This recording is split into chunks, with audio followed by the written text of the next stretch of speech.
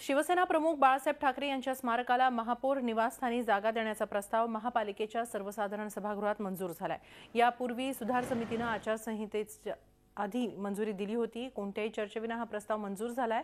प्रस्तावानुसार मुंबई महापालिका सुमारे 11,551 चौरस मीटर जागा 30 वर्षांसाठी ₹1 नाममात्र भाडेदराने महापौर बंगल्याची जागा ट्रस्टकडे देण्यात येईल।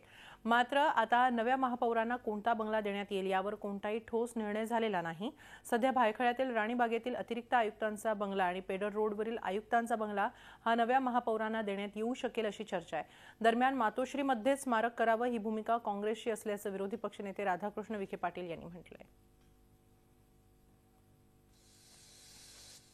हिंदुहृदय सम्राट स्वर्गीय बाळासाहेब ठाकरे यांच्या स्मारकासाठी आपण जवळजवळ 11,551 चौरस मीटर क्षेत्रफळाचा जो भूभाग आहे तो विशिष्ट बाब म्हणून केवळ ₹1 इतका प्रतिवर्ष नाममात्र भूई भाड्याने आपल्याला 30 वर्षाच्या कालावधीकरता बृहन्मुंबई महानगरपालिकेने आपल्याला दिलेला आहे आणि तो प्रस्ताव आज बहुमताने आपण संमत केलेला आहे। नेत्यांचं वास्तव्य ज्या ठिकाणी आधी काळ राहिलं त्याच वास्तू आपण स्मारकात रूपांतर केलेले आहे।